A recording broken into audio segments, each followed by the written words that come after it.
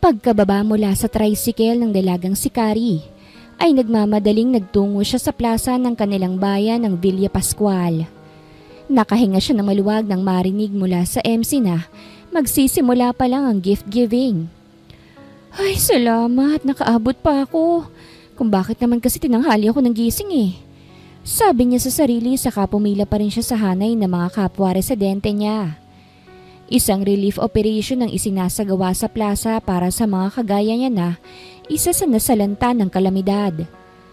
3 araw nang nakalipas nang hagupitin ng malakas na bagyo ang bayan ng San Pascual.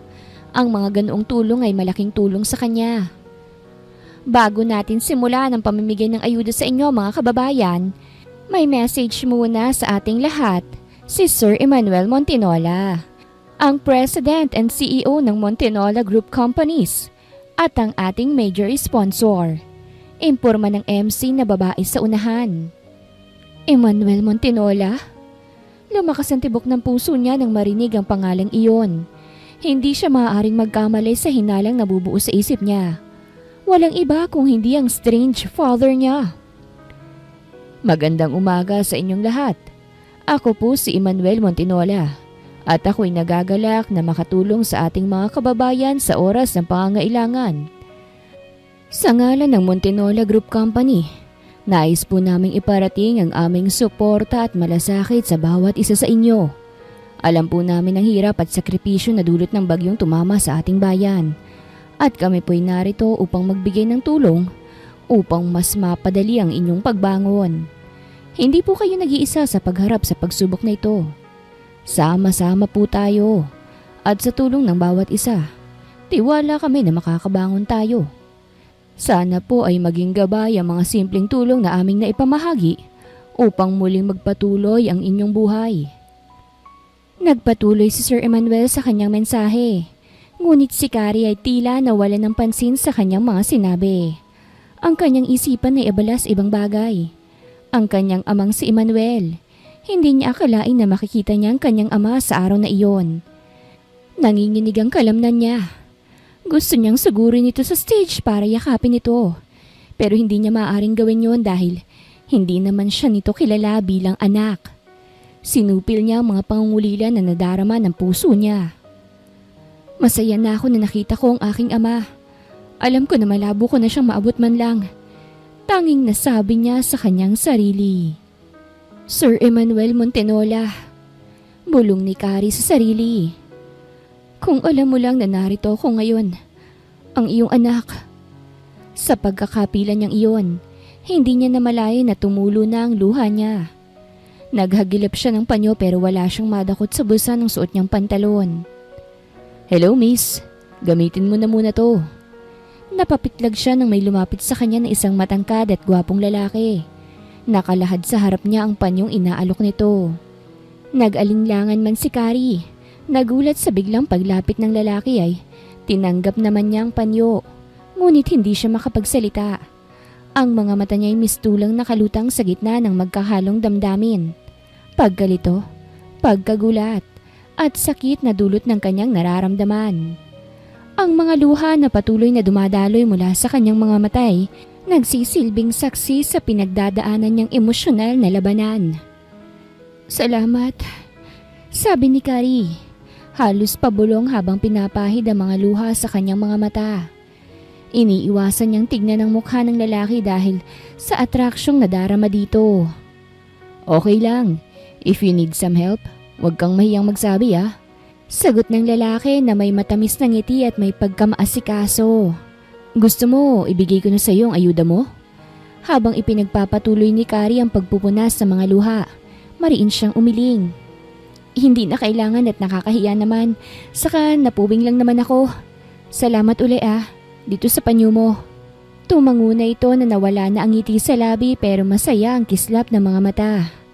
You're welcome. O sige, maiwan na kita ah. Isang tango ang naging tugon niya. Sinundan niya ng tingin ang naglalakad na bulto ng lalaki.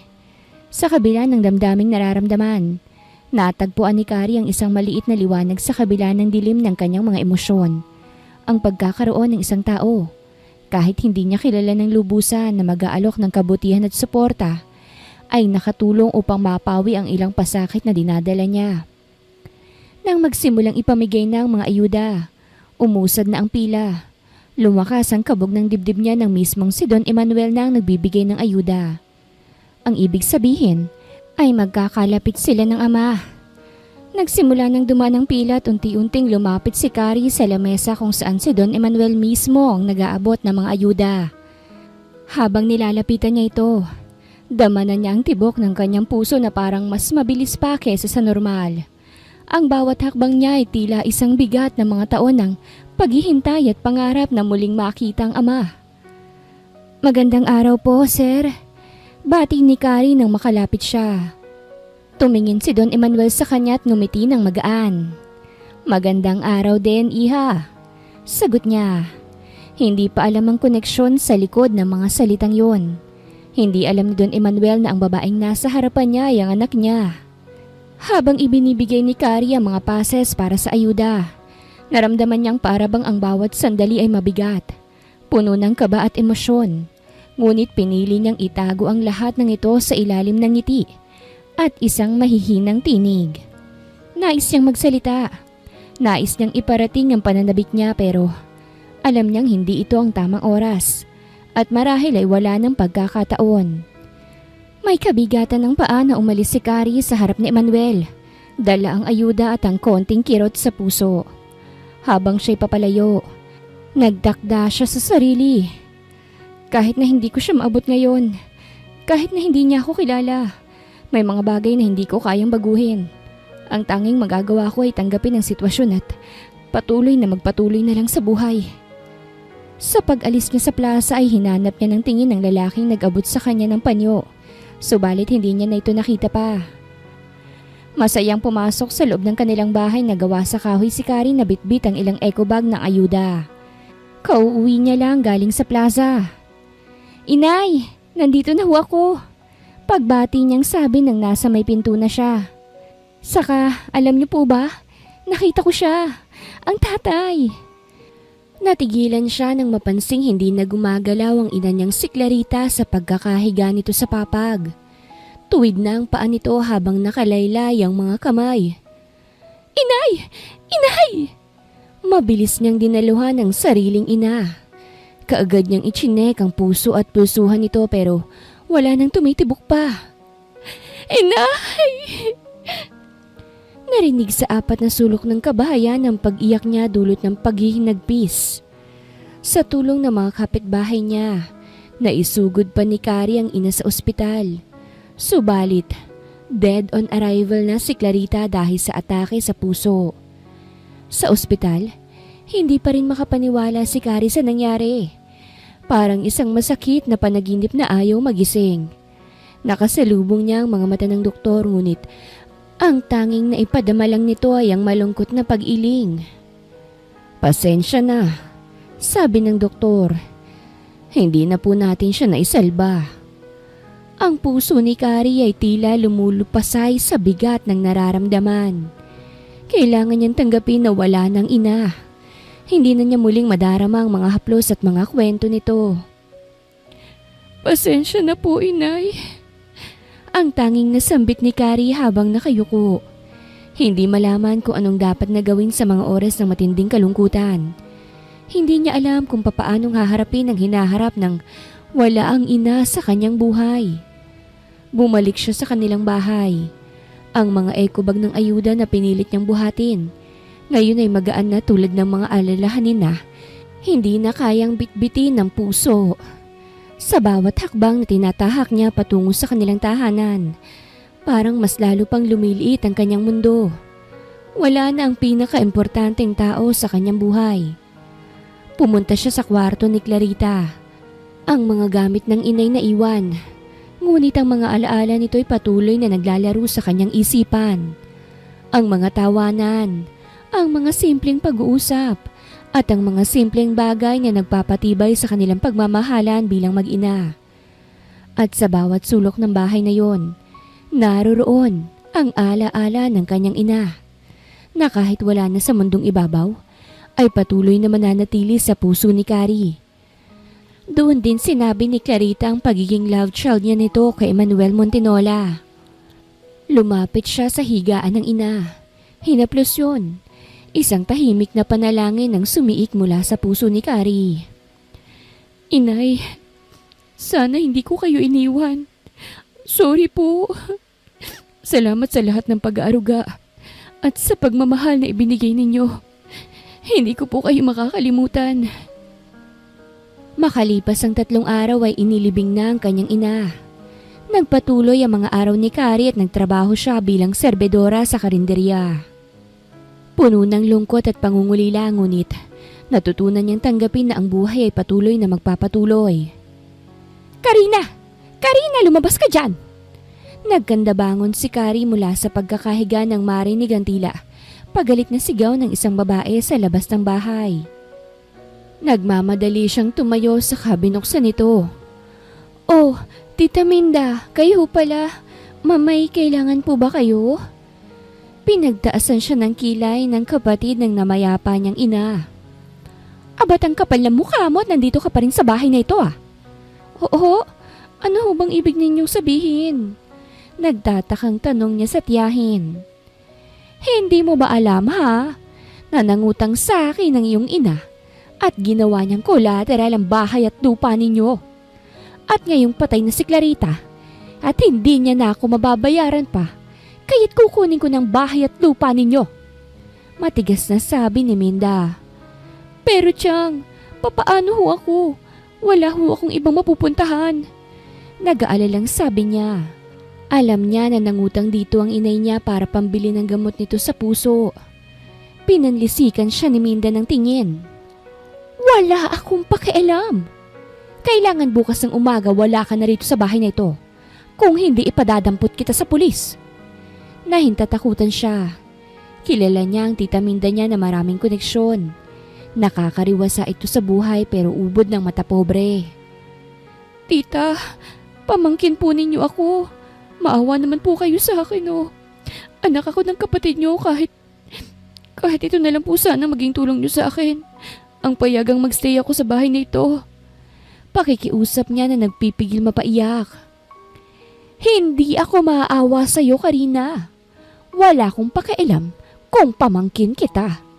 Basta't kailangan na pagising ko wala ka na sa bahay na ito. Mariing sabi ni Minda.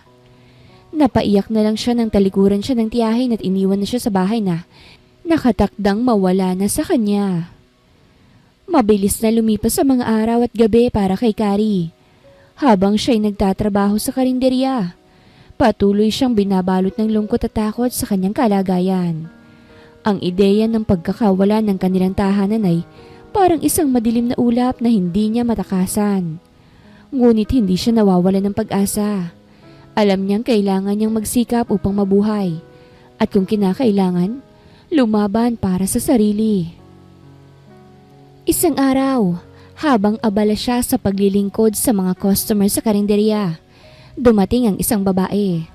Mataas ang tindig, nakaputi, at may mapang-akit na ngiti. Lumapit ito kay Kari at nagsimula silang mag-usap. Hello, Karina, tama ba? Tanong ng babae na may malumanay na tinig. May magandang oportunidad ako para sa iyo sa Maynila. Isang trabaho na siguradong magpapabago sa buhay mo. Ako nga pala si Amanda. Napaisip si Kari. Ang alok na yon ay nagbigay sa kanya ng pag-asa. Ano pong trabaho ate? Tanong niya. Hindi sigurado kung anong klaseng oportunidad ang tinutukoy ng babae. Malamang hindi ka pa handa sa detalye. Pero tiyak naman na magugustuhan mo ito. Sagot ng babae na parang nagsisigurado sa kanyang salita. Ilang oras lang ang biyahe at tutulungan kita na mag-settle sa Maynila. Si Kari na puno ng pangarap at pagnanais na makaligtas mula sa lungkot at hirap ng buhay ay hindi nakatanggi. Sige po, sasama po ako. Sana po magandang alok na ito. Dahil sa pangako ng magandang buhay, sumama siya sa babae. Habang naglalakbay sila patungong Maynila, hindi maiwasan ni Kari na mangarap ng mga bagay na hindi pa niya nararanasan. Iniisip niya na malamang ay magiging magaan ang lahat at matutulungan siya ng alok na trabaho. Nang makarating sila sa isang madilim na bahagi ng Maynila, nagsimula nang magbago ang sitwasyon. Habang papalapit na sila sa isang abandonadong gusali, nakaramdam si Kari ng isang hindi magandang pakiramdam. "Ate, saan ba tayo pupunta?" tanong niya, ngunit hindi siya pinapansin ng babae. "Pasensya ka na, Karina. Wala ka ng ibang magagawa kung hindi ang sumunod," tugon ng babae habang papasok sila sa isang madilim na pintuan ng isang bar. Hindi ito ang lugar na inaasahan ni Kari at naramdaman niya ang takot na nagsimulang gumapang sa kanyang puso. "Ha? Ano to?" tanong ni Kari. Ang boses ay nanginginig. "Bakit po ako nandito? Akala ko po ba may magandang trabaho na inaalok ka sa akin?" Napatawa ang babae ng malakas. "Wala nang atrasan, Karina. Ibebenta ka namin dito. Dito ka na magtatrabaho. Bata at virgin ka pa, kaya't kikita ka agad ng malaki sa isang gabi." Sa mga salitang yon, tumakbo na si Karina papalayo. Nanginginig ang katawan niya sa takot, hindi makapaniwala sa nangyayari. "Karina, bumalik ka rito!" Tawag sa kanya ni Amanda na humahabol sa kanya. Binilisan niya ang pagtakbo kahit walang direksyon ang mga paa niya. Sa pagtawid niya sa kalsada ay sumalubong sa kanya ang nakakasilaw na maliwanag at ang malakas na busina ng sasakyan. Napatigil siya at nagdilim kay Kari ang lahat. Nagmulat ng mga mata si Kari na nasa banyagang silid siya. Puro puti ang nakikita niya. Puzzled ang ekspresyon niya na pinagmamasdan niya ang kinaroroonan. Napagtanto niya na nakahiga siya sa isang kama na pang-ospital. "Gising ka na pala, miss." Bahagya siyang napapitlag nang marinig ang baritonong boses na yon ng isang lalaki. Ibinaling niya ang tingin niya rito. Nasaan ako, mister? Anong nangyari sa akin?" tanong niya. Napasinghap siya nang mamasdan ang gwapong mukha nito. Nakatayo ito sa gilid ng kamang kinahihigaan ni Kari. Makinis at mestiswang balat nito. May charming at maluwang na ngiti sa labi nito na tila tumatagos sa puso niya. "Andito ka sa ospital, miss. Parang bigla kang tumawid ng kalsada din na wala ng malay at bumagsak sa mismong hood ng kotse ko eh." Paliwanag nito. Saka lang niya naalala ang mga nangyari. "Kami ng boss kong si Sir Emmanuel ang nagdala sa'yo rito sa ospital." Dagdag pa ng lalaki. Nagulat si Kari sa narinig niyang pangalang Emmanuel. Naipilig niya ang ulo. Tila may isang bahagi ng kanyang utak na tinutokso siyang hindi tama ang naririnig. Subalit hindi siya makapagsalita at tanging malalim na paghinga lamang na isagot niya sa lalaki sa kanyang harapan. "Si Emmanuel?" tanong ni Kari. Nanginginig ang boses. Hindi makapaniwala sa pagkakatugma ng pangalan sa isipan niya. "Oo, miss. Siya ang boss ko," sagot ng lalaki. "Umalis lang siya saglit pero babalik din agad dito." Sa kalagitnaan ng kanyang pagkalito, narinig ni Kari ang malalim na tunog ng sapatos na tumama sa sahig mula sa labas ng silid. Narinig nila ang mga yabag na mabilis na bumangon at ilang saglit pa. Pumasok na si Don Emmanuel, ang tinutukoy na boss ng lalaki. Pagtungtong nito sa loob ng kwarto, napansin ni Kari ang magaan na takot sa mga mata ng lalaki na nagsasalita kanina. Pero hindi ito nagtagal nang magkasalubong ang mata nila. Hindi siya makapaniwala na sa ganoong pagkakataon niya muling matatagpuan ang ama niya. Si Don Emmanuel, bagaman may mataas na tindig at matikas na itsura, ay nagdala ng bigat sa hangin ng kwarto. Tinignan nito si Kari. Tila hindi makapaniwala sa kanyang nakita. Hindi pa rin siya sigurado kung anong koneksyon nito kay Kari. Binalingan nito ang lalaki. "Kumusta nang lagay niya, Gabe?" Gabe palang pangalan niya. Sabi niya sa sarili na ang tinutukoy ay ang lalaki. Ngayon niya napagtanto na ito ang lalaking nagbigay sa kanya ng panyo sa plaza ng bayan nila habang nakapila siya sa pagkuha ng relief. Nawalan siya ng malay sa matinding takot, tito. But she's now awake and recovering. Wala naman po siyang masyadong seryosong pinsala, sabi ng doktor na tumingin sa kanya. Ano bang pangalan mo, iha? At ano bang nangyari sa'yo? Tumingin sa kanya si Don Emanuel bago nagtama ang kanilang mga mata. Ako po si Carrie.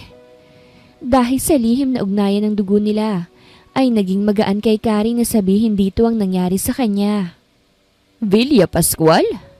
Bulalas ni Emmanuel matapos banggitin ni Carrie kung saan siya nanggaling. Kung hindi ako nagkakamali, Gabe, doon tayo namigay ng relief goods, di ba?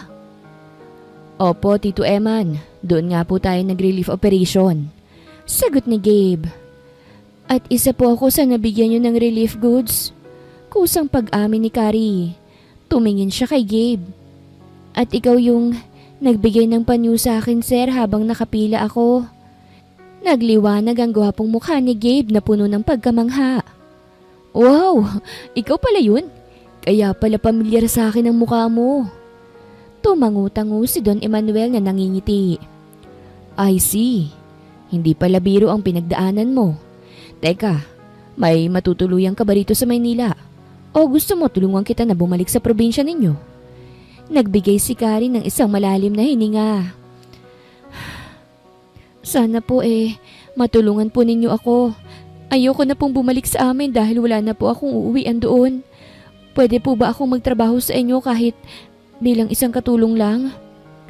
Tumingin si Don Emanuel sa kanya. Naguguluhan pa rin ngunit nakita ang pagnanais at pagpapakumbaba sa mga mata ni Carrie. Sigurado ka ba, iha? Tanong ni Don Emanuel. Hindi pa rin sigurado sa sitwasyon. Wala po akong ibang choice, sir. Kung pwede po, magtatrabaho na lang po ako. Kahit po bilang katulong. Pwede po ba? Nagmamakaawang sabi ni Carrie. Tumingin si Don Emanuel sa kanya at nag-isip saglit. Hindi pa niya alam ang buong kwento ni Carrie. Pero sa likod ng lahat ng ito, mayroong isang damdamin ng awa at pagkabigla na hindi kayang itago. Tumango siya sa wakas. Kung iyon ang gusto mo, Carrie, tutulong ako sa iyo. Ngunit kailangan nating mag-usap pa ng mabuti, ha? Baka may iba pang mga bagay na i-consider ako sa pagtanggap ko sa iyo. Ang mahalaga ngayon ay magpagaling ka muna. Nagpasalamat si Carrie at nagpasya na magsimula ng bagong buhay. Hindi man malaman ni Emmanuel na anak siya nito ay kontento na siya na makasama kahit papaano ang ama. Ang bagong simula ay nagbigay sa kanya ng pag-asa. Pag-asa na unti-unting magbubukas ng mga pinto ng kanyang buhay. Sa loob ng mansyon ni Don Emanuel, isang bagong simulang nag-aantay kay Carrie. Ang malaking bahay na puno ng mga silid, malalawak na pasilyo, at magagarbong kasangkapan ay tila isang mundo na malayo sa buhay na dati niyang kilala. Paglabas niya ng ospital, ay isinama na siya ni Emanuel sa mansyon nito. Araw ng kanyang unang trabaho sa mansyon, at kitang-kita ang pagkamangha sa mga mata ni Carrie habang pinagmamasdan ng mga bagong kagamitan at ang mga alaga ng pamilya ni Don Emanuel. Bagamat hindi pa siya ganap na sanay sa mga bagong gawain, sinubukan niya magpursige. Hindi rin maitatago ang pagkabighani ni Carrie sa mga tanawin at ang presensya ng isang lugar na tila puno ng mga pagkakataon. Inay, kasama ko na ang aking itay. Nandito po ako ngayon sa kanilang bahay. Pagkausap ni Carrie sa lumang picture ni Clarita habang solo siya sa maid's quarter. Okay lang po na hindi niya malaman na anak niya ako. Basta't ang mahalaga ay kasama ko siya. Pagbubutihan ko po ang trabaho ko rito, inay. Isang linggo matapos magsimula si Carrie sa trabaho bilang katulong sa mansyon ni Don Emanuel, tila nagiging mas magaan ang buhay niya. Nagsimula nang matutunan ni Carrie ang mga gawain sa mansyon at nakikilala ng ibang mga tao sa paligid. Ngunit may isang bagay na nagdudulot ng kaba sa kanyang dibdib. Hindi pa rin sila nakakapag-usap ng buo ni Don Emanuel. Hindi pa rin niya matukoy ang mga nararamdaman niya patungkol sa kanya. Palagi lang silang magkausap tungkol sa mga maliliit na bagay. Hindi na umaabot sa mas personal na usapan. Ngunit isang araw, nagbago ang lahat nang dumating si Anika, ang half-sister ni Don Emanuel, mula ito sa ibang bansa. Nasa hardin si Carrie, abala sa pag-aalaga ng mga bulaklak. Nang marinig niyang malalakas na yabag ng sapatos na tumatama sa marmol na sahig ng mansyon, bumangon siya at naglakad patungo sa veranda. At doon, nakita niya si Anika na dumating kasama ang isang kasamahan. Si Anika ay isang magandang babae na nasa kalagitnaan ng edad. May balat na tan at mahahabang buhok na kaakit-akit. Mabilis na tumingin si Carrie sa kanilang direksyon at napansin ng matalim na tingin ni Anika na agad siyang binansagan na. Babaeng hindi karapat-dapat. Hindi nakaligtas kay Carrie ang malamig na pagtanggap ni Anika. "Oh, so ikaw na pala ang bagong katulong," sabi ni Anika habang tinitignan siya mula ulo hanggang paa. "I didn't expect na Don Manuel would allow someone like you into his house." Si Carrie, bagaman na-offend, pilit na ngumiti.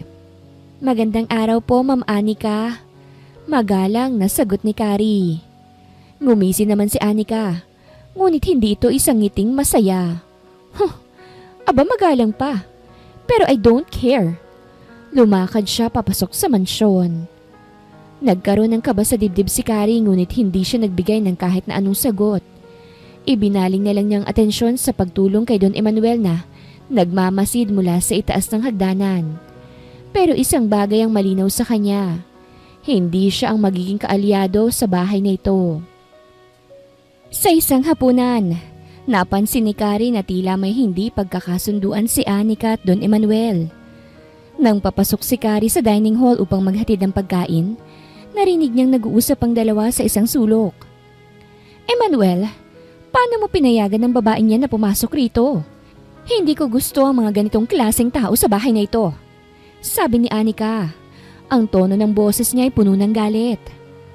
"Huwag mong gawing personal, Anika. Si Carrie ay nagsisimula ng bagong buhay. Ako ang nag-hire sa kanya. Karapatan niyang magtrabaho dito.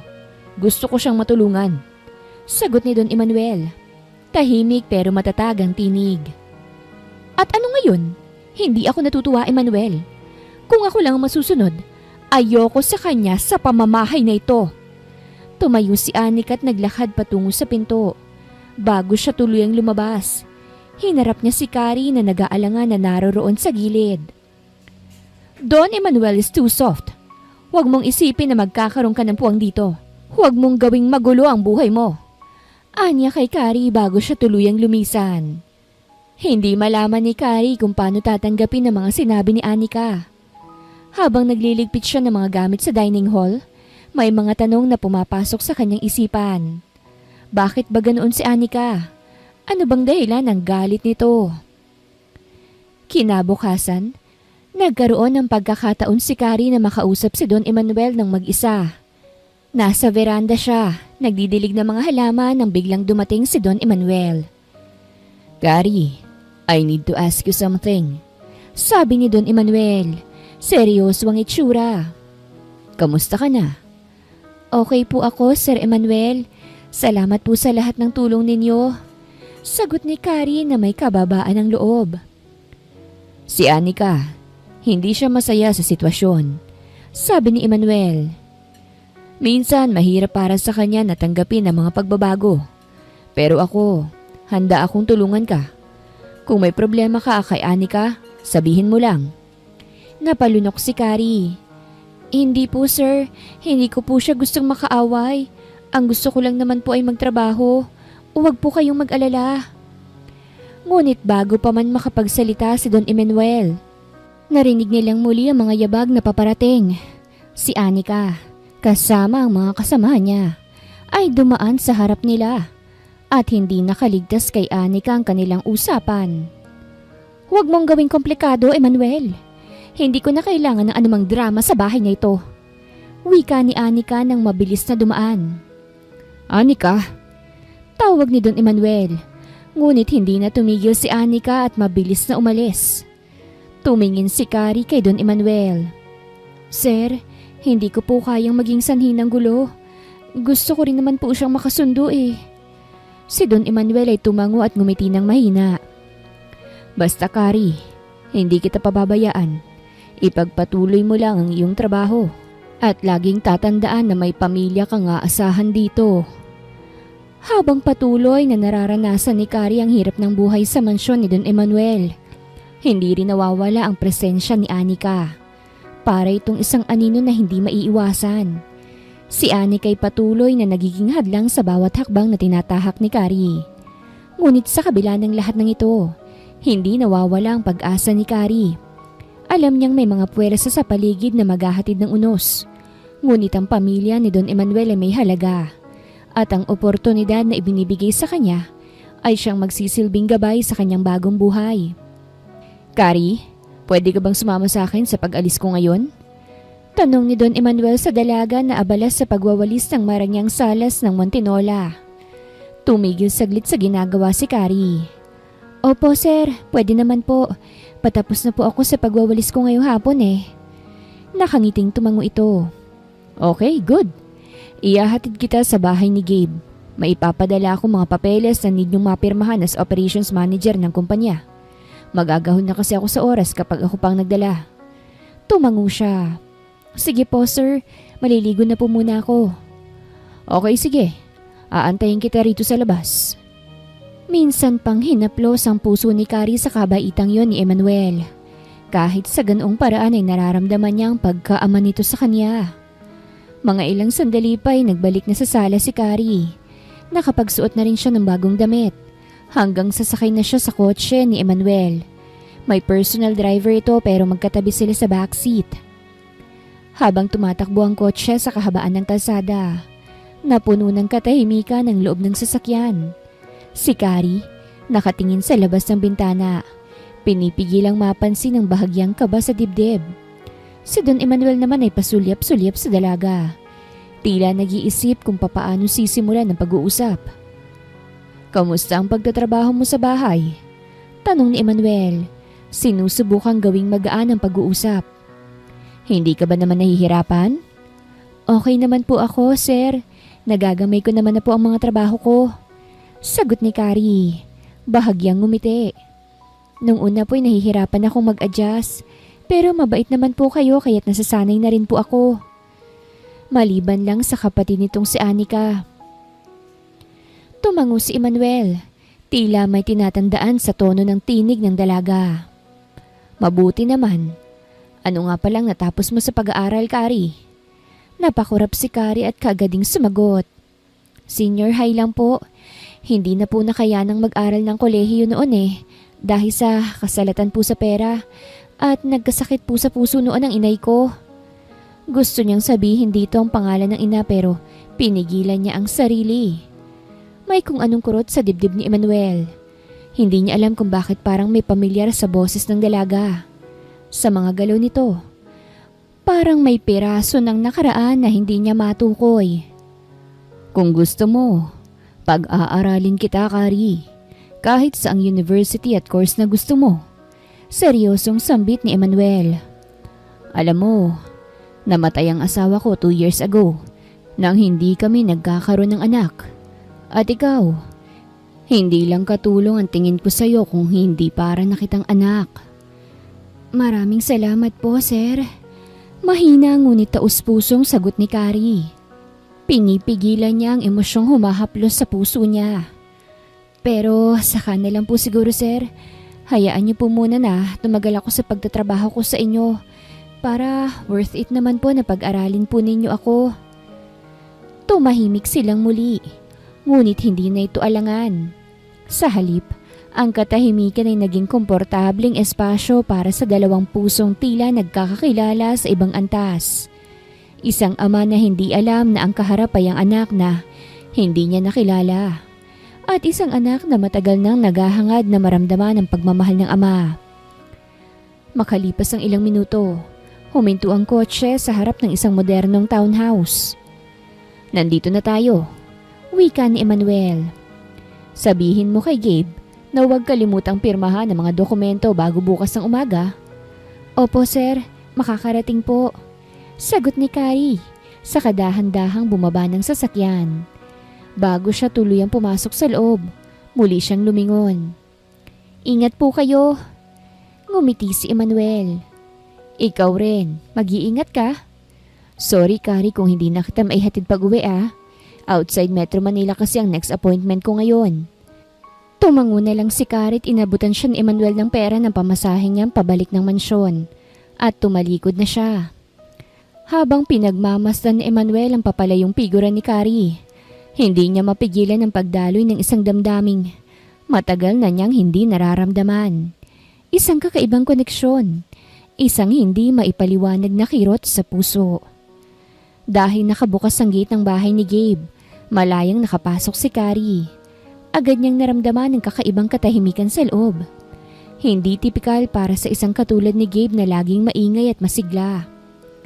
Pagtuntong niya sa sala, nakita niya agad ang binata. Nakahiga sa malamig na sahig.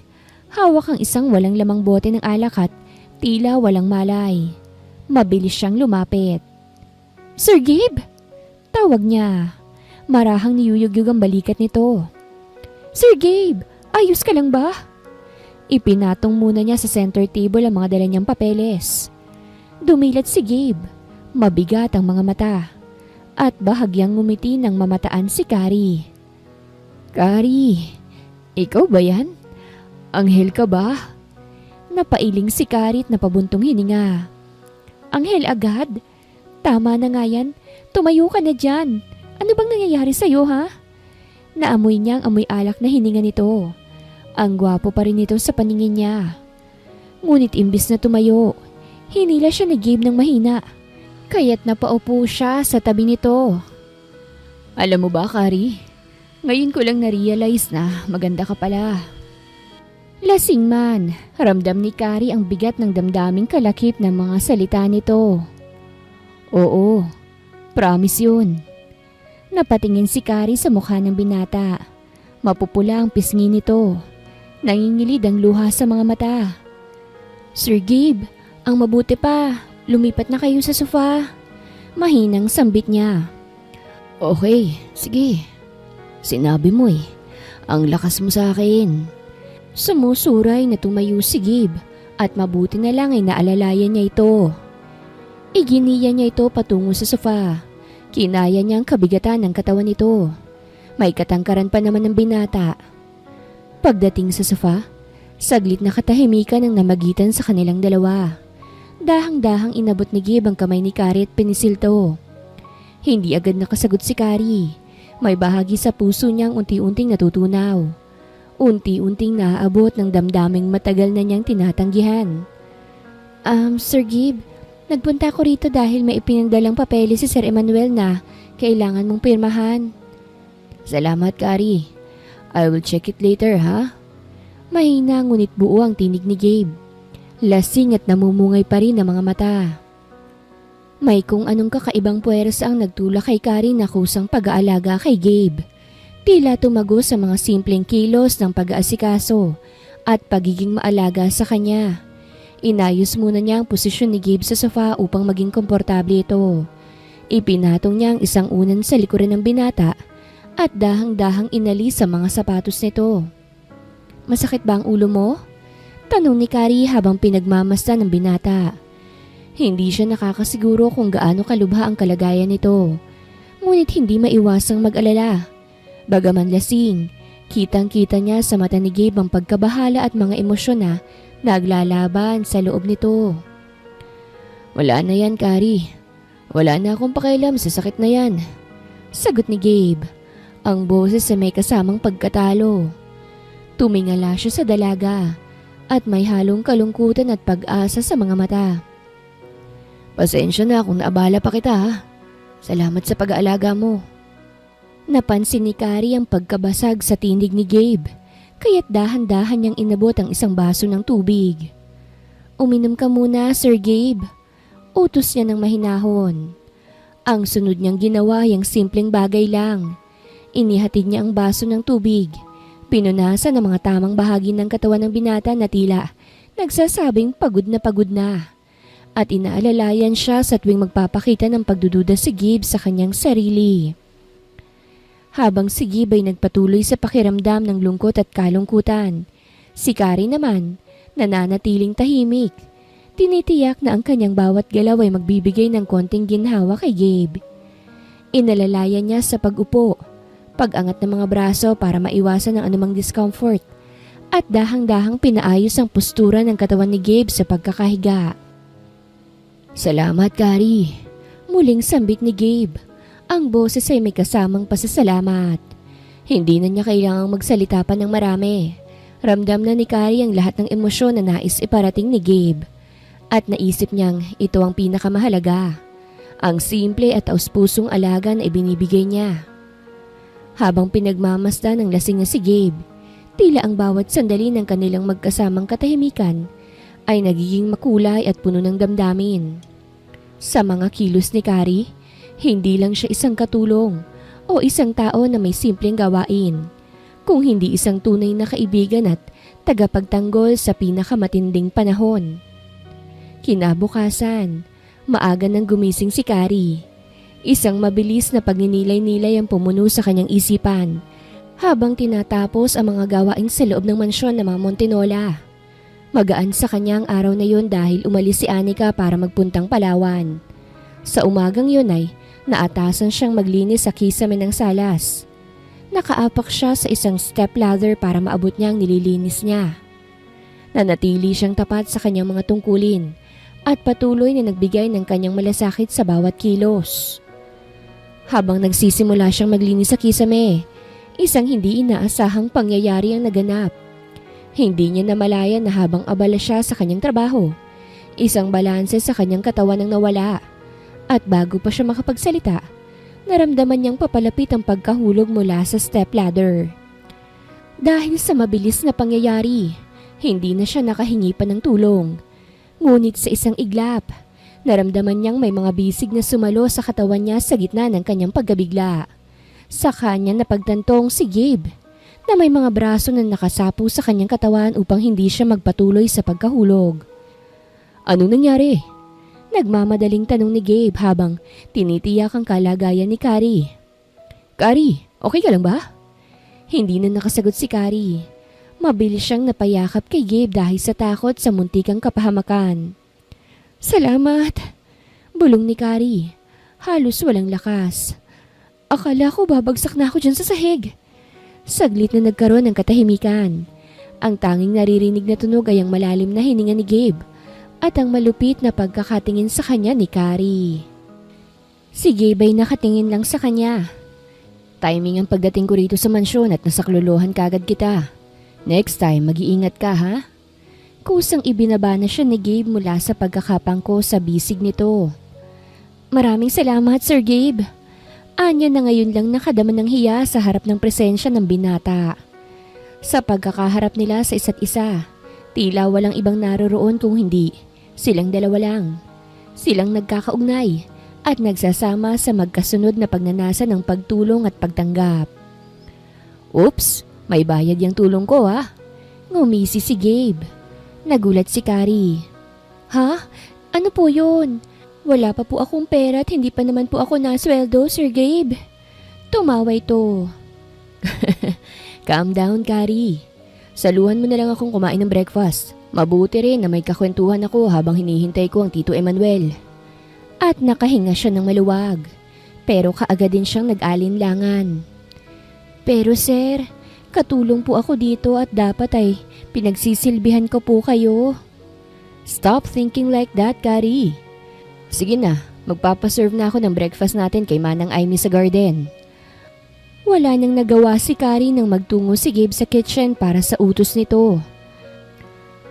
Habang magkaharap silang nakapwesto sa table na nasa ilalim ng matayog na puno ng mangga sa garden, may kakaibang pakiramdam si Kari. Hindi lamang siya nakakaramdam ng kagalakan sa simpleng alok ni Gabe na magkasalo sa pagkain, kung hindi may mga tanong din sa kanyang isipan. Nais niyang malaman kung anong klaseng tao ba si Gabe. Isang binatang hindi lamang mayaman at malakas, kung hindi may malasakit din sa mga katulad niya. Sa mga mata ni Kari, si Gabe ay isang misteryo na tila may iba pang mga aspeto na hindi pa niya lubos na nauunawaan.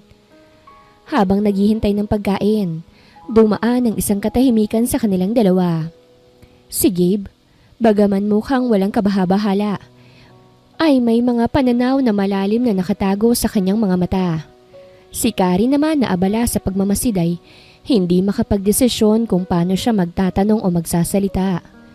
Ngunit nang magsimulang dumating ang pagkain, nagkaroon siya ng lakas ng loob na magsimula ng usapan. Sir Gabe, pasisimula ni Carrie habang nag-aayos ng kanilang pagkain sa mesa. Sorry nga po pala kung iniwan ko rin kayo agad sa bahay niyo kahapon Kinailangan ko na po kasing bumalik agad dito sa mansyon.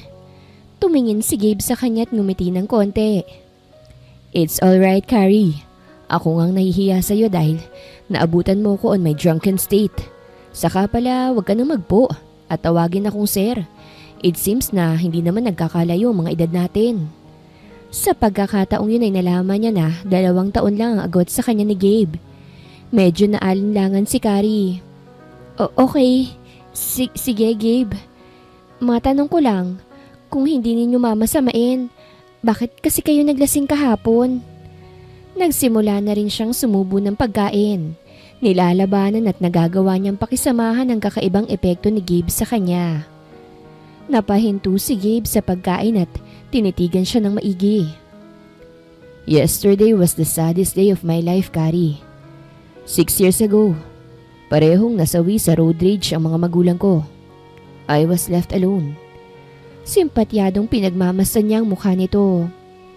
Sorry kung naungkat ko pa yun Ganap niyang nalaman ang malalim na dahilan ni Gabe kung bakit ito ganon. Inisip niyang hindi lang siya ang may alalahanin sa buhay. Pati si Gabe na tila may sariling pasanin at may nararamdaman siyang awa. Naramdaman din niya ang isang realization ang naganap sa kanilang dalawa. Isang koneksyon na unti-unting nabubuo sa kabila ng kanilang magkaibang posisyon sa buhay. Okay lang yun. Kapag ganong death anniversary nila, hindi talaga ako napasok sa work. Most of the time, nagpapakalunod ako sa alak para malimutan ang nangyari. Muling sumubo ng pagkain si Gabe. I understand, masakit po talagang mawalan ng magulang at maging mag-isa na lang. At ikinwento niya kay Gabe ang mga pinagdaanan niya sa buhay. Malaki ang utang na loob ko kay Sir Emmanuel dahil nagkaroon ako ng bagong direksyon sa buhay ko. Kung pwede nga lang niyang sabihin kay Gabe na totoong ama niya ang amo niya. Kailangan niyang maging maingat sa lihim na katotohanan yun pinanghahawakan niya. I see. Alam mo, parehas tayong tumatanaw ng utang na loob kay Tito Emmanuel. Muling sabi ni Gabe pagkainom ng juice. Nang mawala ng mga magulang ko, naubos ang lahat ng mga naipundar nila dahil sa malaking business loan na naiwan. Wala nang natira para sa akin. Si Tito Emmanuel ang kumupkup sa akin. Best friend siya ng mga magulang ko. Talaga palang mabuting tao si Sir Emmanuel May paghangang sabi ni Carrie para sa ama. No wonder kung bakit tinulungan niya ako agad. Indeed, ipinasok niya ako sa kumpanya niya hanggang sa maging operations manager ako. Actually, dati dito ako nakatira sa mansyon. Pero nang makaipon na ako, nag-decide na akong bumukod. Sobra-sobra na kasi ang ginagawang tulong ni Tito Emmanuel sa akin I need to stand on my own. Sabi ni Gabe na kinakitaan ng katatagan ng gwapong mukha. At iyon ang simula ng friendship nila Carrie at Gabe. Ang mga simpleng pag-uusap, ang pagtulong sa bawat isa, at ang pagiging tapat sa kanilang mga trabaho ay naging mga pagkakataon ng mas malalim na pagkakaintindihan. Si Carrie ay natutong magtiwala kay Gabe, at si Gabe naman, nagsimulang makita si Carrie hindi bilang isang katulong, kung hindi bilang isang tao na may sariling halaga at dignidad. Isang araw, habang abala si Carrie sa kanyang mga pang-araw-araw na gawain, isang hindi inaasahang pangyayari ang naganap. Nagkasakit si Sir Emmanuel, ang kanyang amo. Isang malubhang ubo at lagnat ang dumapo kay Emmanuel. Kaya't napagdesisyonan ni Carrie na maglaan ng oras upang alagaan to. Pinili niyang makatulong sa pangangalaga kay Emmanuel. At dito nagsimula ang isang bagong yugto ng kanilang relasyon ng amo na kanyang ama. Nagmadali si Carrie upang magtungo sa kwarto ni Emmanuel. Nang makita niyang matamlay ang kalagayan ng matanda, agad siyang nagdesisyon na magbigay ng kanyang buong pansin dito. Siyang nagpapainom ng gamot dito ayon sa inireseta ng family doctor. Sir Emmanuel, magpapahinga po kayo Anya habang inaayos ang una ng matanda at itinakip ang kumot sa kanya. Gagaling din po kayo agad. tumawag rin po si Sir Gabe na siya muna ang bahala sa office nyo. Salamat, Kari. Ang sagot ni Emmanuel sa mahina niyang tinig. Napasobra yata ako sa trabaho eh. Pero alam mo, sa ginagawa mong pag-aalaga sa akin, pakiramdam ko ay may anak ako. She was deeply moved. Anak niyo po talaga ako, sir. Sabi ng isang bahagi ng isip niya. Pinigil niya ang magpadala sa damdamin. Maraming salamat po, sir. Aaminin ko po ay parang tatay na rin ang tingin ko sa inyo. Hindi lang po basta amo. Kusang sabi ni Kari na naroroon pa rin ang pagtatago sa katotohanan. Tumango ito kapag dakay ngumiti. Nakita ni Kari ang pananakit sa mga mata ni Manuel at pati na rin ang takot na dulot ng sakit. Kaya't ipinagpatuloy niya ang pagtulong kay Emmanuel. Sinisiguro niyang magaan at komportable ang pakiramdam ng matanda. Habang abala siya sa pag-alaga, ang kanyang mga iniisip ay hindi lamang ang mga gawain sa mansyon, kung hindi ang kanyang personal na relasyon kay Emmanuel. Ang pagmamahal na ipinapakita sa kanya ng amo, ang pag-aalaga na binibigay nito sa kanya na parang isang anak, ay nagsimulang magbigay ng bagong kahulugan sa buhay ni Kari. Sapat na sa kanya yon at ayaw na niyang ipaalam sa amo ang pagiging magkadugo nila. Napansin ni Kari na kahit hindi pa niya nasasabi kay Emmanuel ang katotohanan, sa bawat araw na siya ay nag-aalaga rito, lalong nadarama ang koneksyon sa pagitan nila. Hindi man niya nasasabi ng direkta. Sa mga simpleng galak at pag-aaruga ay nagsasabi siya ng kanyang nararamdaman. You can treat me as your father, Kari. Sabi ni Emmanuel habang pinagmamasa ng sipag ni Kari. Pag totally na magaling na ako, babawi ako sa'yo.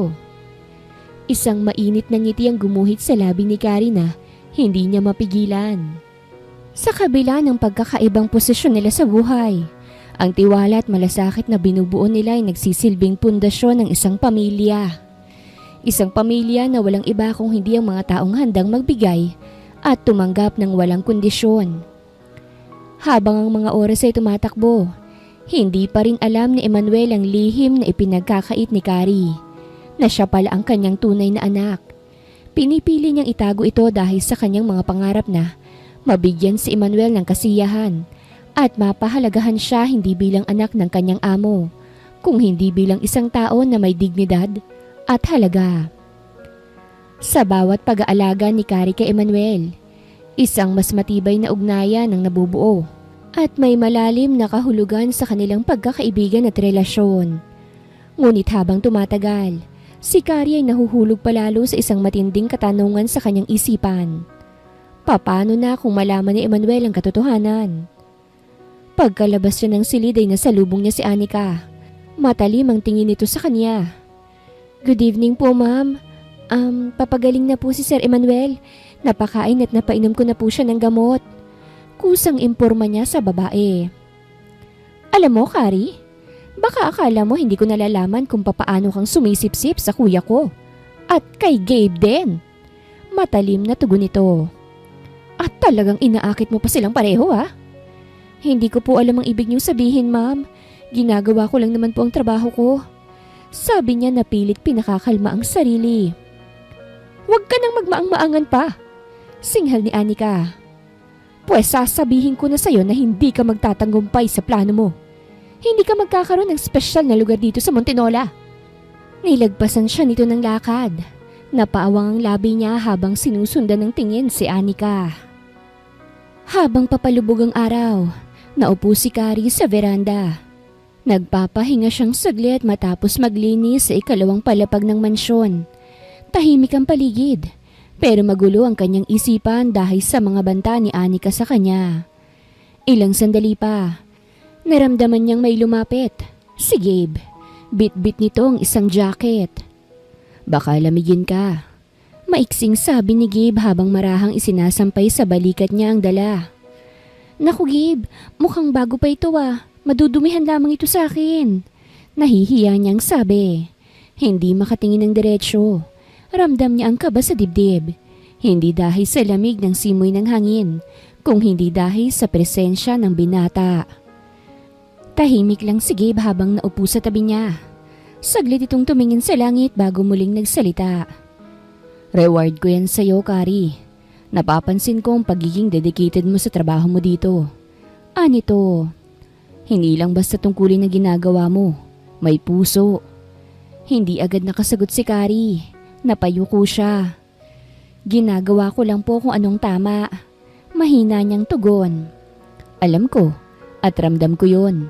Lalo na ako. Gusto kong lagi kang masaya. Kahit na hindi mo sabihin kung may pinagdadaanan ka.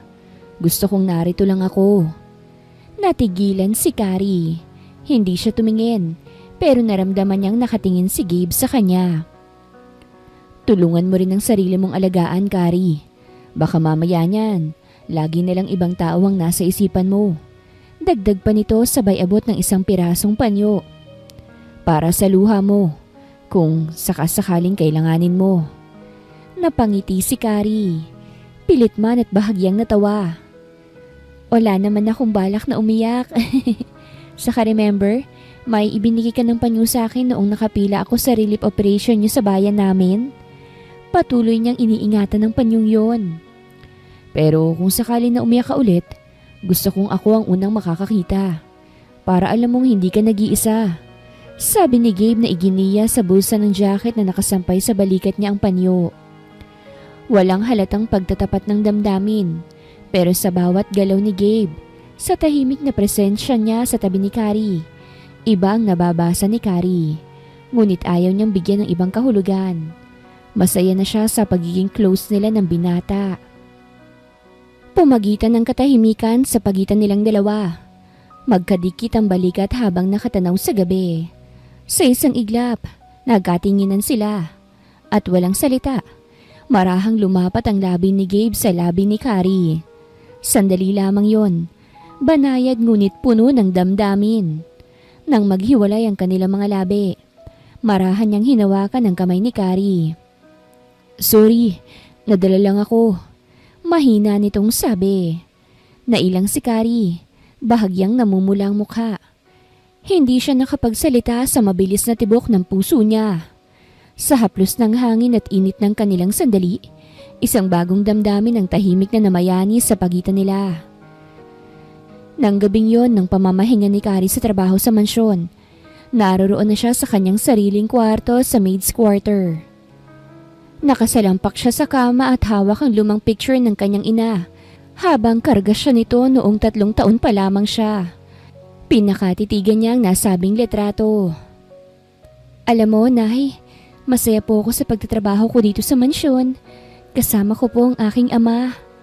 Sa totoo nga lang po ay parang anak na kung ituring po ako ni Sir Emmanuel. Kung sana nga lang ay may karapatan ako na tawagin siyang itay o papa. Hinaplos niya ang litrato. Pero okay na rin po sa akin kung hindi niya ako makilala bilang anak niya. Basta inay, gabayan mo lang ako palagi kung saan ka man naroroon ha. Miss na po kita. Makalipas ang ilang saglit ay muli niyang ibinalik sa wallet niya ang picture at isinilid sa bag niya. Nahiga na rin siya. Biglang tumunog ang cellphone niyang dikipad na nabili niya sa unang sweldo niya. Isang tawag mula sa unknown number. Sinagot niya yon. Hello?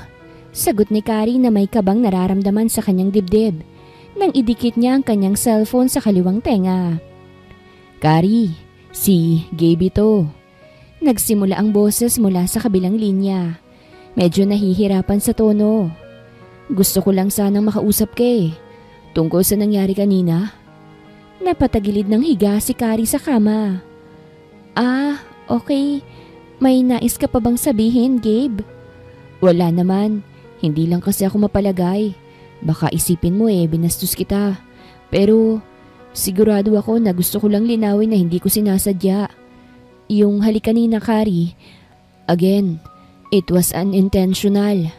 I'm sorry if I made you uncomfortable. Tahimik si Kari. Hindi makapagsalita. Habang nag-iisip siya, napansin niyang kahit walang mga salitang ginagamit, may nararamdaman siyang kakaiba sa huli niyang sinabi. Yung damdamin na minsan ay hindi kayang ipaliwanag ng mga salita. Ano ka ba, Gabe? Sabi niya na pinasigla ang tinig. Medyo mahina lang ang boses. Wala kang dapat ipag-alala sa akin.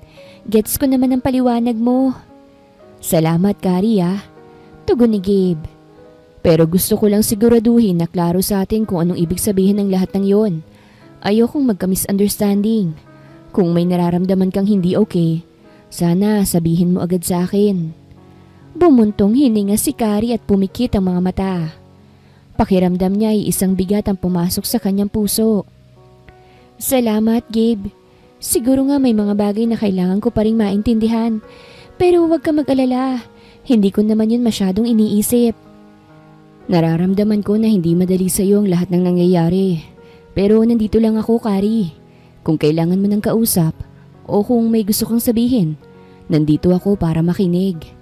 Itinutok ni Kari ang mga mata sa kisame habang ang hangin ay dumaan sa bintana. Huwag kang mag-alala sa akin, Gabe, dahil kaya ko naman ang sarili ko. Pero salamat. Salamat dahil lagi kang andyan para sa akin. Sa kabilang linya, narinig ni Kari ang malalim na paghinga ni Gabe at naramdaman niyang wala nang saloobin si Gabe kung hindi ang magbigay ng suporta sa kanya. Gusto ko sana, masaya ka palagi. Sabi ni Gabe nang may pagkabigo sa kanyang boses na hindi nakaligtas sa pandinig ni Kari. Kari, sana patuloy kang maging okay Ngumiti si Kari ng konti. Thank you. I'll figure it out. Matapos ang ilang segundong katahimikan, narinig niyang muling nagsalita si Gabe. Good night, Kari. I hope you'll get some rest. Good night din, Gabe. Sagot niya sabay tapos ng tawag. Habang binabaybay ni Kari ang kanyang mga naiisip, nakaramdam siya ng magkahalong saya at kalungkutan. Ang mga salitang narinig niya mula kay Gabe ay nagdulot ng mga bagong katanungan sa kanyang isipan. Ngunit higit sa lahat, ang mga ito'y nagsilbing paalala sa kanya ng mga relasyon at koneksyon na unti-unting nagiging masalimuot. Ngunit puno rin ng tunay na pag-aalaga. Nakahiga si Kari sa kanyang kama. Naalala niya ang yumaong ina. Hindi niya alam kung anong hinaharap para sa kanya. Ang mga nararamdaman niya para kay Emmanuel at Gabe ay nagsimulang maghalo. At tila ba ang mga galak at pagsubok sa kanya ay magkasamang sumusubok sa kanyang mga desisyon. Pero isang bagay ang sigurado si Kari. Ang kanyang buhay ay puno ng mga bagong pagkakataon. At kung paano niya ito nga harapin, ay nasa kanyang mga kamay. Habang ang oras ay dumaan, natulog siyang may bahagyang ngiti sa labi, bagaman puno ng katanungan ng kanyang isipan. Ang malalakas na katok sa pinto ang gumising kay Kari kinabukasan. Kari! Lumabas ka dyan! Harapin mo ko! Nagmamadaling bumangon si Kari at pinagbuksan ng pinto si Anika. May kailangan po ba kayo sa akin, ma'am? Isang sampal ang binitawan nito sa mukha niya. Walang hiya ka! Magnanakaw ka! Ilabas mo yung kwintas na ninakaw mo sa akin! Nagulat siya. Ha? Ma'am, hindi ko ho alam ang sinasabi niyo. Hindi po ako magnanakaw. Hindi ako naniniwala at nahanapin ko yun sa kwarto mo. Dire-diretsyong pumasok sa loob ng quarter niya si Anika. Napasunod siya sa babae. Naghalughog si Anika sa mga gamit niya hanggang sa nakuha ang bag niya. Ma'am, kahit guluhin yung gamit ko, wala po sa akin ang kwintas ninyo. Anya na kinakabahan na rin. Pues ano to ha? Bakit nasa bag mo to? Mula sa loob ng bag niya, inilabas ni Anika ang isang gold necklace. Magnanakaw ka talaga? Ma'am, hindi ko alam kung paano. Nagkanda buhol-buhol na sabi ni Kari. Maging siya'y nagulat kung papaanong napunta sa bag niya na sabing alahas. Pinagpawisan siya ng malamig. Pagsisisihan mo to, Kari. Ang laki pa naman ng tiwala sa'yo ni Kuya Emmanuel. Ipakukulong kita. Galit na sabi ni Anika. Habang naroroon si Anika, galit na galit at patuloy na pinalalakas ang kanyang mga boses. Nakaramdam si Kari ng isang malalim na pangingilabot sa kanyang puso. Hindi niya alam kung paanong napunta ang kwintas sa kanyang bag. Ngunit natatakot siyang mawalan ng tiwala sa kanya si Emmanuel. May mga pagkakataon kasi na tila ba ang mga sitwasyon ay mabilis na tumatakbo. At ang mga maling akusasyon ay tila may kapangyarihang baguhin ang lahat ng bagay na may kahulugan sa kanya. Ma'am Anika, please, Nagmamakaawa ko. Ang sabi ni Kari. Ang kanyang boses ay nanginginig, puno ng takot at kalituhan. Hindi ko ho talaga alam kung paano napunta ang kwintas na yan sa bag ko. Wala ho akong ginawang masama. Si Anika ay tila hindi na makinig pa. Hindi pinapansin ang mga paliwanag ni Kari. Pero bago pa man ito magsalita muli, narinig nila ang malalim na boses ni Emmanuel mula sa malayo. Anika, tumigil ka na! Ang boses ni Emmanuel ay puno ng otoridad. At sa bawat hakbang niyang papalapit, nagkaroon ng isang katahimikan sa pagitan nila ni Anika. Dumating si Emmanuel at agad tong nagtakda ng distansya sa pagitan ni Anika at ni Kari. Anika! Ang simula ni Emmanuel. Ang tono ng kanyang boses ay malumanay ngunit matatag. Huwag mong gagalawin ang aking anak. Ang lahat ay nagulat sa sinabing yun ni Emmanuel. Hindi maipinta ang mukha ni Anika. Hindi makapaniwalang napatingin si Kari kay Emmanuel. Alam niyo na po. Paano po ninyo nalaman? Kuya, pati ba naman sa drama ng babae niyan maniniwala ka? Ninakawan na nga ako eh. Giit ni Anika. Kung may magnanakaw dito, ikaw yon, Anika. Matalim na akusan ni Emmanuel. Alam ko nang lahat ng mga ginagawa mong pagnanakaw ng pera sa kumpanya. At ngayon idadamay mo pa si Kari na aking anak? Umamay na ang isang katulong natin na si Beding na inutusan mong ilagay ang kwintas mong yan sa bag ni Kari. Isang malaking pag-asa ang nakita ni Kari. Kuya, magpapaliwanag ako. Tila naging maamong tupa si Anika na kulay suka na ang mukha. Sayang Anika, kahit half-sister lang kita, hindi naman kita pinagkaitan. Sinira mo tiwala ko. Ngayon ay lumayas ka sa pamamahay ko. Or else, ako mismo magpapadampot sa iyo sa mga pulis. Wala nang nagawa si Anika kung hindi ang umalis sa harap nila. Nanginginig at nagpipigil na mapaiyak. Habang umaalis si Anika, nagsimula ng maglakad patungo kay Kari si Emmanuel. Ang kanyang mga matay puno ng pag-aalala ngunit may kasamang tapang. Tumigil siya sa harap ng anak. At dahang-dahang inabot ang kanyang mga kamay upang hawakan ang mga balikat nito. Kari, ang simula ni Emmanuel, ang tinig ay malumanay. Kagabi, pupuntahan sana kita sa silid mo para may ibigay sa'yo. Narinig ko nakausap mo ang isang picture. At narinig mo pong lahat ng sinabi ko? Si Kari na hindi pa rin makapaniwala sa mga sandaling iyon. Nagkatinginan sila. At sa mga mata ni Kari, nakita ni Emmanuel ang lahat ng mga tanong at pangarap na nais niyang sagutin. Nag-umpisa itong magsalitang muli. Oo, wala sana akong balak makinig pa pero binanggit mo na itay mo ako, Kari. Pero sapat na po ba yun para maniwala nga kayo na anak po ninyo ako? Tanong ni Kari. Ang boses ay puno pa rin ng takot ngunit may kasamang paghanga. Si Emmanuel ay nagsimulang magkwento. Alam mo, Iha, sorry kung nakialam ako sa gamit mo. Kagabi nung tulog kay kinuha ko ang lumang picture sa bag mo at nakita ko na si Clarita ang naroroon. Siya nga ang unang babaeng minahal ko. Naging katulong siya ng pamilya namin noon at nagkaibigan kami. Pero pinaghiwalay kami ng aking mga magulang dahil ayaw nila kay Clarita. Umalis siyang hindi ko alam kung saan nagpunta. At maging ang pagdadalang tao niya na bunga ng isang gabi ng pagkalimot namin sa aming mga sarili. Ang totoo po niya ay wala po akong balak na ipalam sa iyo ang katotohanan. Mangiyak-ngiyak na sabi ni Kari. Masaya't kontento na po ako na makasama ka bilang aking amo. Kari, sa unang pagkikita pa lang natin, ang nararamdaman ko'y hindi ko kayang maipaliwanag. Pagpapatuloy ni Emmanuel.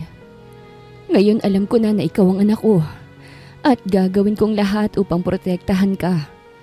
Hayaan mo kong makabawi sa'yo. At sayang nga lang at wala na si Clarita. Ayoko nang magkalayo pa tayo. Mahalagang sandali ito para kay Kari. At sa bawat salitang binitawan ni Emmanuel, unti-unting natutunaw ang kanyang mga takot.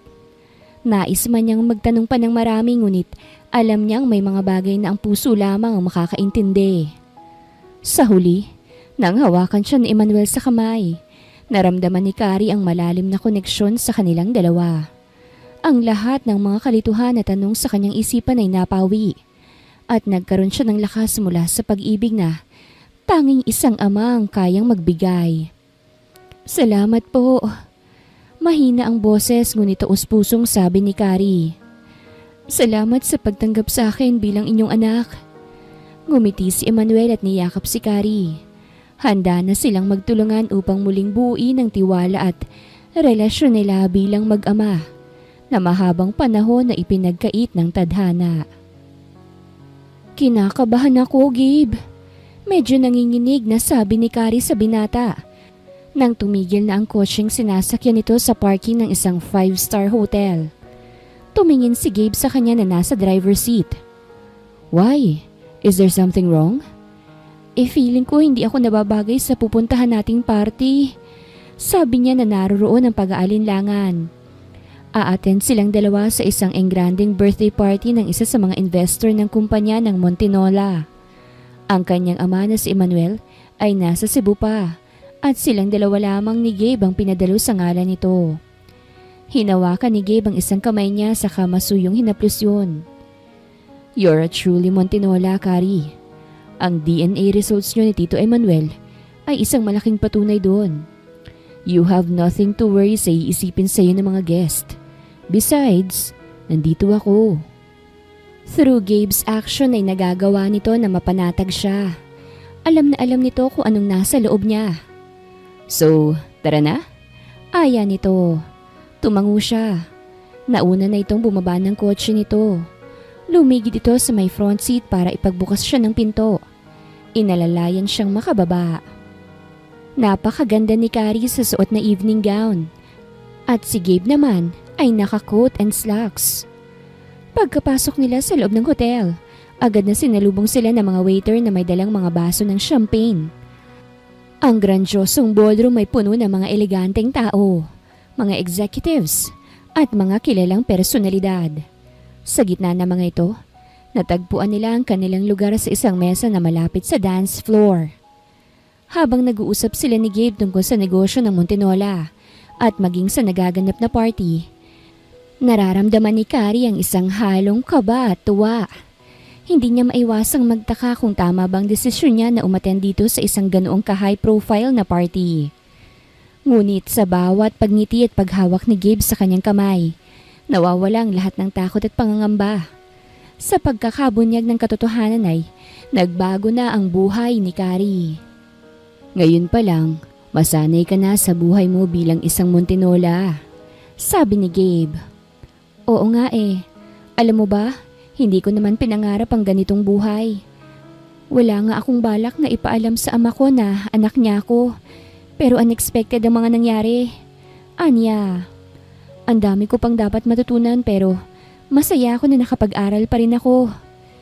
In-enroll siya ni Emmanuel sa isang fast-paced course sa business management. May mga ibang training din siya for social etiquette na nagagamit na niya. It's your destiny, Carrie. Pinakatitigan ni Gabe ang mukha niya. After all, you deserve it. Malayo ka na sa babaeng inabutan ko ng panyo noon, but you're still the same lady that I admire. Minsan pang lumakas ang kabog ng dibdib niya. Ang lakas ng tibok ng puso niya. Pagkatapos ng ilang sandali, isang malumanay na awit mula sa isang live band ang pumuno sa buong silid. Ang mga tao'y nagsimulang magtipon-tipon sa gitna ng dance floor at nagkaroon ng isang alon ng excitement sa hangin. Tumingin si Gabe kay Carrie. Isang malambing na ngiti ang ibinigay nito sa kanya. Gusto mo bang sumayaw? Tanong nito ng may pag-aalalang tono. Ngunit alam na alam ni Carrie na hindi lang siya nagtatanong para sa pakiramdam niya, kung hindi para sa kanilang dalawa. Tumango si Carrie. Hindi na iniisip ang mga mata ng ibang tao. Yes, I'd love to. Inalalayan siya ni Gabe patungo sa gitna ng dance floor. Habang nagsisimula ang musika, ang kanilang mga katawan ay nagsabay sa malambing na galaw. Tila nagsasayaw sa hangin. Ang mga mata ni Gabe ay hindi kailanman umiwas mula sa kanya. Ang bawat galaw ay puno ng pagmamahal at alaga. Si Carrie naman, kahit na may ilang pag-aalinlangan ay nawala sa lahat ng ito. Nawawala ang takot at nagiging isang bahagi ng romantikong sandali. Habang umiikot ang mundo sa paligid nila, natutunan ni Carrie na hindi niya kailangang mag-alala. Ang mahalaga ay ang pagiging totoo nila sa isa't isa. At sa gabing yon, wala nang ibang mas mahalaga kung hindi ang kanilang pagiging magkasama sa bawat galak at bawat sayaw. Pagkalipas ng ilang oras mula pagkaalis ng magarbong party, natanaw nila Gabe at Carrie ang madilim na kalangitan habang sakay ng kotse. Malakas ang buhos ng ulan sa kalagitnaan ng gabi. At bago pa man sila makaalis ng hotel, ang kalsada ay natabunan na ng tubig ng baha. Parang hindi tayo makakauwi nito Ani Carrie nang tumigil sila sa pag-andar. Ang bilis ng pagtaas ng tubig. Sumandal si Gabe sa driver's seat.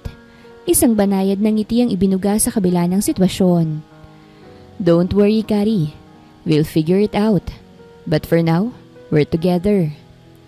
Dahil sa patuloy na pag-ulan, napagpasyahan nilang umuwi sa townhouse ni Gabe. Pagpasok nila, agad tong nagbigay ng tuwa at ginhawa. Ang init ng loob ng bahay ay nagbigay ng pansamantalang kaligayahan, habang ang tunog ng ulan ay nagbigay ng feel-good vibes sa kanilang paligid. Habang nag-aayos sa mga gamit, pinunasan ni Gabe ang basa niyang buhok at tinawag si Carrie upang umupo sa isang maliit na sofa. Are you alright? Tumingin siya kay Gabe. Ang kanyang mga matay puno ng pagkasabik at konting kabang hindi maiwasan. Oo naman, feeling safe ako kapag kasama kita. Kagaya ng pangako ko, I'm always here for you. Nangako ako sa papa mo na iingatan kita. Sambit ni Gabe na may malalim na tono. Ang mga mata nito ay nagsasalita ng hindi nasasabi ng mga salita. Hindi makatingin ng diretsyo si Carrie. Ngunit ramdam niya ang bawat pintig ng kanyang puso. Sa bawat oras na magkasama sila, mas nadarama niyang may bagay na hindi pa niya kayang ilabas. Isang bagay na mas malalim kesa sa isang pagkakaibigan. Aminado siya sa sarili na mahal na niya si Gabe, pero walang katiyakan kung ganon din ang nararamdaman nito para sa kanya. Pumikit siya at huminga ng malalim. Unti-unting inabot ang kamay ni Gabe. Maraming salamat, Gabe. I'm starting to realize na ang saya ko kapag nandyan ka. Ikaw kasi, sinanay mo ko na nariyan ka palagi. Naglakbay ang mga mata ni Gabe sa mga labi ni Carrie. At para bang ang kanilang mga katawan ay nakaramdam ng hindi pagkakasunduan at pagkakaugnay. Hindi nila alam kung papaano, ngunit ang malambot na paghawak ni Gabe sa kanyang kamay ay nagsilbing isang malalim na tugon sa kanyang mga salita. Sometimes it's okay to just be here. Wika ni Gabe. Ang kanyang tinig ay malamig, ngunit may malalim na init na nararamdaman. Tumango si Carrie at napansin ang kahulugan ng mga simpleng kilos na yon. Hindi sila kailangang magmadali. Sa gabing yon, natutunan niyang sa bawat mabigat na sitwasyon, ang pagtanggap at ang nararamdaman ng isa't isa ang pinakamahalaga. Habang lumalakas ang tunog ng ulan sa labas, sa muling pagtatagpo ng kanilang mga mata, naglapat ang mga labi nila. Isang mainit na halik na humantong sa pagiging isa ng katawan nila. Init sa init, puso sa puso. Masayang nagising si Carrie kinabukasan. Naroroon pa rin siya sa townhouse ni Gabe. Wala na sa tabi niya ang binata nang magmulat siya ng mga mata. Dali-dali siyang naghilamos at nagtoothbrush sa pinakamalapit na banyo. Isinuot niya ang damit pambabae na iniwan ni Gabe sa ibabaw ng kama. Hindi man niya sabihin sa akin ang feelings niya, pero ramdam ko na mahal niya na ako. Sabi niya sa sarili na ang tinutukoy ay si Gabe. Lumabas siya ng silid na ang mata at puso niya ay hinahanap ang binata. Hanggang sa napadaan siya sa isang kwarto at nagsisilbing home office ng binata. Bahagyang nakaawang ang pinto kung kaya't naririnig niya ang mga tinig doon. Merong bisita si Gabe. It seems na nagkakamabutihan na kayo ni Carrie Natigilan sa pagtangkang pag-alis si Carrie pagkarinig sa pangalan niya. Curious at excited siya sa magiging tugon ng binata. Bahagya niyang ikinubli ang sarili sa likod ng pinto. Of course, I'm happy para sa aming dalawa. Narinig niyang sabi ni Gabe. Dapat lang na maging masaya ka, no? Tugon ng bisita. Nangyari ang mga plano mo. Napaibig mo si Carrie. At kapag nagkatuluyan na kayo, mapupunta na sa iyo ang pagiging CEO ng kumpanya. Gaya ng kondisyon ni Sir Emmanuel sa iyo na mapaibig ang long-lost daughter niya. Nadurog ang puso ni Carrie sa narinig. Ang lahat ng mga matatamis na salita at kilos ni Gabe. Ang mga sandaling pinagsamahan nila. Lahat pala'y isang mahabang kasinungalingan. Isang maayos na plano para makamit ang posisyon at kayamanan. Parang nabuhusan ng malamig na tubig ang katawan niya. Ang mga ngiti ni Gabe, ang mga yakap, ang mga halik. Biglang naging mapait at nakakasuka sa kanyang alaala. Ang sayang kanyang nararamdaman kaninang umaga ay napalitan na ng matinding kalungkutan at galit. Pagdating ni Carrie sa mansyon, naroroon na ang kanyang ama. Nakaupo ito sa sala. Ang mukha ay puno ng pagsisisi. Niyakap siya ni Carrie at doon niya nilabas ang lahat ng kanyang hinanakit. Papa, nalaman ko na po ang lahat. Ang plano niyo ni Gabe. Ang boses ni Carrie ay nanginginig. Sinabi niya ang lahat ng narinig niya sa townhouse ng binata. Huminga ng malalim si Sir Emmanuel. Anak, patawarin mo ko. Hindi ko dapat ginawa yun. Akala ko makakatulong to para kay Gabe. Nagkamali ako. Pero Papa, bakit? Bakit niyo ginawa yun? Ang mga luha ni Carrie ay muling umagos. The plan is true, Iha. Gusto ko na maging maayos ang lagay ng kumpanya, lalo na't ikaw na ang susunod sa akin. Gusto ko na si Gabe ang mapangasawa mo para mapanatag ako. Pero kung hindi mo naman siya gusto ay malaya kang magmahal ng iba. Pinunasan ni Emmanuel ang mga luhang umaagos sa kanyang mga mata. Pero nasaktan ako, Papa. Dahil mahal ko na siya. Sobrang sakit na malaman kung anong totoong intensyon niya. Akala ko po mahal niya rin po ako. Alam ko, anak, at humihingi ako ng tawad. Niyakap ni Emmanuel ng mahigpit si Carrie. I think mag-uusap kayo ni Gabe. Kilala ko ang batang yon. Hindi yun vocal sa mga feelings niya. He is a man of action. Nag-alinlangan si Carrie, pero ang payo ng kanyang ama ay may katuturan. May bahagi sa kanya na umaasa pa rin. Isang maliit na tinig na nagsasabing, baka nga may paliwanag si Gabe. Baka may iba pang dahilan. Baka mali lang ang kanyang pagkakaintindi. Carrie, pwede ba tayong mag-usap? Si Gabe na lumapit sa kanya sa garden ng mansyon ng umagang yon. Ang boses ay halos pabulong na. Bigla ka kasing umalis nang walang paalam sa bahay kahapon. Then, hindi ka sumasagot sa mga calls at chats ko. Umupo si Carrie sa isang steel bench paharap sa binata. Hindi niya alam kung saan magsisimula. Sinimula ni Gabe ang pagsasalita. Narinig ko ang plano niyo ni Papa. Ang lahat-lahat. I admit na pumayag ako sa plano ng Papa mo. Gusto kong makuha ang posisyon sa kumpanya. Pero para sa iyo. Para sa kinabukasan natin. Akala ko iyon ang paraan para maprotektahan kita. Pero bakit kailangan mong gamitin ako? Tumayo siyang muli. Hindi kita ginamit, Carrie. Oo, sumunod ako kay Tito Emmanuel pero habang tumatagal, nahuhulog na ako sa iyo ng totoo. Hindi ko sinasadyang ma-inlove sa iyo. Ang mga sinabi ko, ang mga ginawa ko, totoo yun. Mahal kita. Ang mga luha ni Gabe ay umaagos na rin. Napabuntong hininga si Carrie. Ang mga salitang naririnig niya mula kay Gabe ay hindi niya inaasahan. Ang sakit na nararamdaman niya ay unti-unting nawawala. Napalitan ng pag-asa.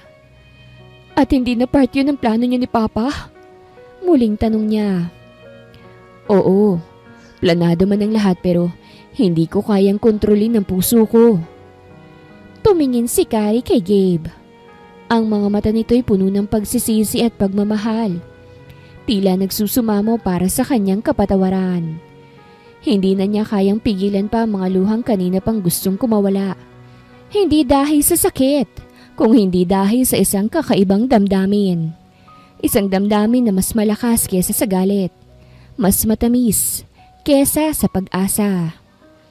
Gabe, ang tanging nasabi niya. Ang boses ay nanginginig. Lumapit si Gabe at hinawakan ang kanyang mga kamay. Carrie, patawarin mo ko. Hindi ko sinasadyang masaktan ka. Pero ang totoo, mula nang una kitang makita, nahulog na ako sa'yo.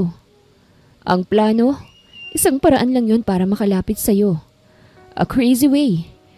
Pero ang pagmamahal ko sa'yo, totoong totoo. Isang mainit na yakap ang sumunod. Isang yakap na puno ng pagsisisi, pagmamahal at pagpapatawad. Sa yakap na yon, naramdaman ni Carrie ang tibok ng puso ni Gabe. Isang tibok na nagsasabi ng katotohanan.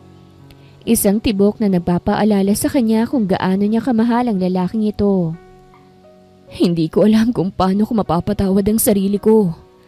Bulong ni Gabe, ang mukha'y nakabaon sa kanyang leeg. Hindi mo kailangang patawarin ang sarili mo, sagot ni Carrie. Ang boses ay puno ng paglalambing. Kailangan mo lang akong mahalin. Mahal na mahal kita, Carrie. Higit pa sa anumang posisyon, higit pa sa anumang kayamanan. Sa hardin ng mansyon, sa ilalim ng sinag ng umagang araw, nagsimula ang kanilang kwento.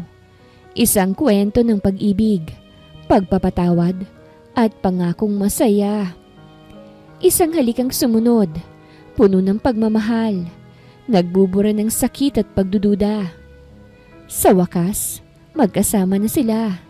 Hindi dahil sa plano, kung hindi dahil sa tunay na pag-ibig.